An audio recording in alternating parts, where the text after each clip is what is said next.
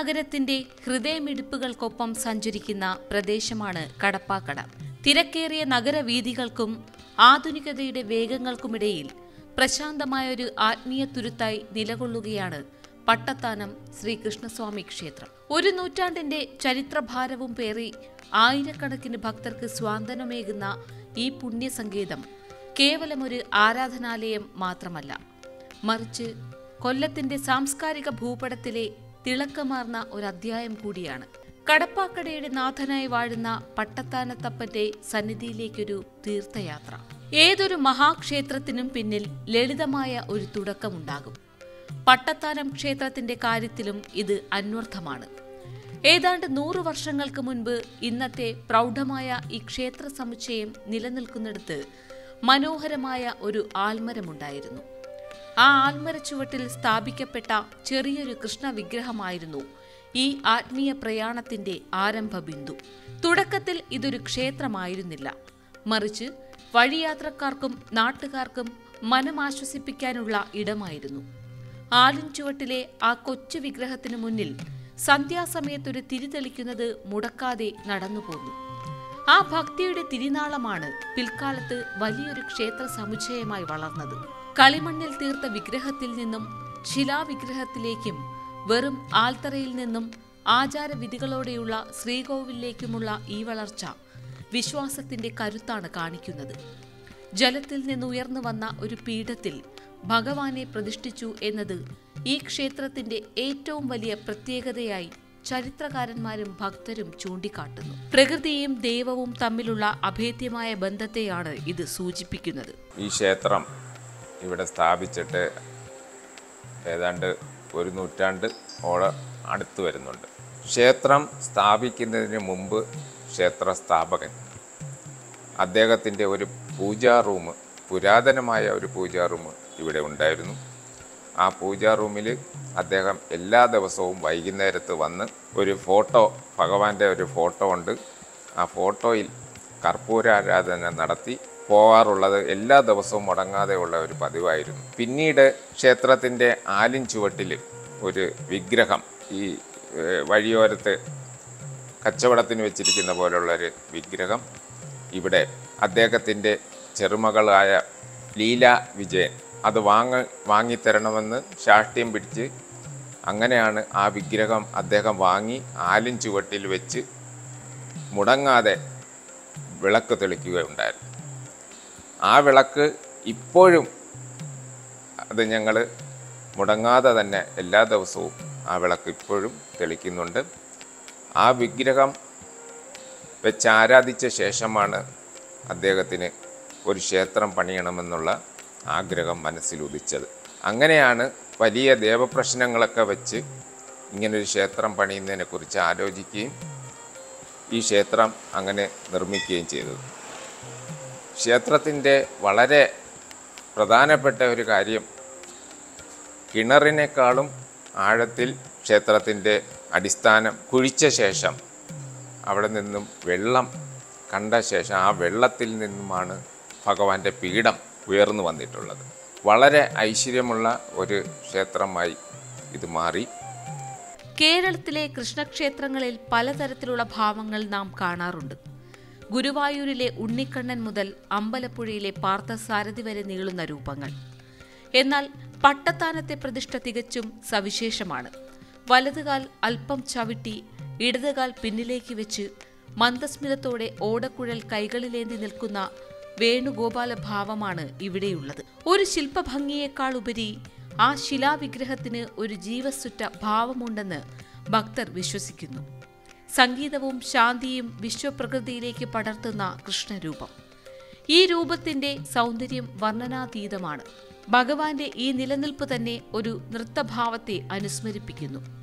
ജീവിതത്തിന്റെ താളങ്ങളെ ഉൾക്കൊള്ളാൻ ഭക്തനെ പ്രേരിപ്പിക്കുന്ന ഒരു ഭാവം. വലതുകാൽ ചവിട്ടി നിലകൊള്ളുന്ന ഒരു ശ്രീകൃഷ്ണ വിഗ്രഹമാണ് ഇവിടുത്തെ പ്രധാന പ്രതിഷ്ഠ. ജലത്തിൽ നിന്നും ഉയർന്നു വന്നിട്ടുള്ള പീഠത്തിലാണ് പ്രതിഷ്ഠ നടത്തിയിട്ടുള്ളത്. അത് വളരെ പ്രധാനപ്പെട്ട ഒരു കാര്യമാണ്. കേരളത്തിൽ ഇവിടുത്തെ ഉൾപ്പെടെ 2 സ്ഥലങ്ങളിൽ മാത്രമാണ് ഇത്തരത്തിലുള്ള ഒരു പ്രതിഷ്ഠ നിലകൊള്ളുന്നത്. പ്രധാന പ്രതിഷ്ഠയായ ശ്രീകൃഷ്ണന് ചുറ്റുമായി നിരവധി ഉപദേവതകൾ നിലകൊള്ളുന്നു. ഗണപതി ഭഗവാൻ, നാഗരാജാവ്, നാഗയക്ഷി, നാഗകന്യക എന്നിവർ പ്രകൃതിയോടും വിഘ്ന നിവാരണത്തിന്റെയും പ്രതീകങ്ങളായി ഇവിടെ കുടികൊള്ളുന്നു. കൂടാതെ യോഗീശ്വരനും ബ്രഹ്മരക്ഷസും ക്ഷേത്രത്തിന്റെ സംരക്ഷണ കവചമായി സങ്കല്പിക്കപ്പെടുന്നു. ഇവിടത്തെ മറ്റൊരു സവിശേഷത അതിപുരാതനമായ പൂജാമുറിയാണ്. നൂറ്റാണ്ടുകൾ പഴക്കമുള്ള ചുവർ ചിത്രങ്ങളും പുരാതനമായ സങ്കല്പങ്ങളും ഈ പൂജാമുറിയെ നിഗൂഢവും എന്നാൽ പവിത്രവുമായ ഇടമാക്കി മാറ്റി.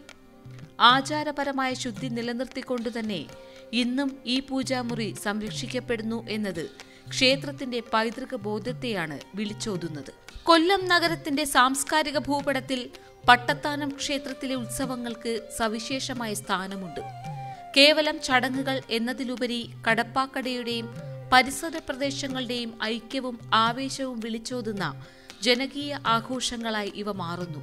വിനായക ചതുർത്ഥിയോടനുബന്ധിച്ച് നടത്തുന്ന ഗജപൂജയും ആനയൂട്ടും ഈ ക്ഷേത്രത്തിലെ അതിപ്രശസ്തമായ ചടങ്ങുകളിൽ ഒന്നാണ്. ഗജവീരന്മാരെ ആദരിക്കുന്ന ഈ ദൃശ്യവിരുന്ന് ആസ്വദിക്കാനും ഭക്തിപുരസ്സരം ചടങ്ങുകളിൽ പങ്കുചേരാനും ദൂരദേശങ്ങളിൽ നിന്ന് പോലും ജനസഞ്ചയം ഒഴുകിയെത്തുന്നു. ഇതിനു പിന്നാലെ നടക്കുന്ന ഊരുവലം പ്രദേശം മുഴുവൻ ഭക്തിസാന്ദ്രമായ അന്തരീക്ഷവും പകരുന്നു. കുട്ടിക്കാലം മുതലേ ഈ അമ്പലത്തിൽ വരുന്നുണ്ട്. എൻ്റെ ജീവിതത്തിൻ്റെ എല്ലാ ശ്രേഷ്ഠതയ്ക്കും കാരണമായ ഒരു അമ്പലമാണിത്. എന്തൊക്കെ ജീവിതത്തിലെ ഉയർച്ച താഴ്ചകളെല്ലാം ഉണ്ടോ എല്ലാം ഭഗവാനിൽ ഏൽപ്പിച്ച് വന്നു എന്നും ഞാൻ കൈതൊഴുന്ന ഒരു സ്ഥലമാണ്. ഭഗവാൻ നമുക്കൊരു ഒരു ഒരു ഒരു പോസിറ്റീവ് വൈബാണ്. ഞങ്ങൾ ഒരു കുഞ്ഞു കുട്ടിയോട് പറയുന്ന കണക്ക്, ഒരു ഫ്രണ്ട്സിനോട് പറയുന്ന കണക്കാണ് ഭഗവാനോട് ഞാൻ പല കാര്യങ്ങളും ഷെയർ ചെയ്തത്. അത് ഭഗവാൻ എനിക്ക് എൻ്റെതായ റിസൾട്ട് വാങ്ങിച്ചു തന്നിട്ടുണ്ട്. എനിക്ക് കോട്ടങ്ങളുണ്ടായിട്ടെങ്കിലും കോട്ടങ്ങളെക്കാൾ എനിക്ക് നേട്ടങ്ങളാണ് എനിക്കിവിടെ നേടിത്തന്നത്. അത് ഒരുപാടാണ്. അതാണ് എല്ലാ വർഷവും നമുക്ക് ഗുരുവായൂരിൽ നിന്ന് ഒരുപാട് ഫണ്ട് കിട്ടുന്നതും ഒരുപാട് തരത്തിലൊരു ധനസഹായം കിട്ടുന്നതും എല്ലാം ഈ ഭഗവാന്റെ ആധുനികങ്ങളും ആശീർവാദങ്ങളൊക്കെയാണ്. ശ്രീകൃഷ്ണ ജയന്തി അഥവാ അഷ്ടമിരോഹിണി നാളിൽ ഭഗവാന്റെ ഗോപാലക ഭാവത്തെ സ്മരിച്ചുകൊണ്ട് നടത്തുന്ന ഗോപൂജയോടെയാണ് ആഘോഷങ്ങൾക്ക് തുടക്കമാകുന്നത്. ഗോക്കളെ ആരാധിക്കുന്ന ഈ ചടങ്ങ് കൃഷ്ണന്റെ ഗോപാലക ഭാവത്തെ സ്മരിക്കുന്നു. അന്ന് വൈകുന്നേരം തെരുവുകളെ അമ്പാടിയാക്കി മാറ്റിക്കൊണ്ട് കടന്നുപോകുന്ന വർണ്ണാഭമായ ശോഭയാത്രകൾ കടപ്പാക്കടയ്ക്ക് ഉത്സവ ലഹരി പകരുന്നു. കൂടാതെ വൃശ്ചിക മാസത്തിൽ ആരംഭിക്കുന്ന 61 ദിവസം നീണ്ടു നിൽക്കുന്ന ചിറപ്പ് മഹോത്സവം ഭക്തരുടെ നേർച്ച വഴിപാടുകളാൽ ശ്രദ്ധേയമാണ്.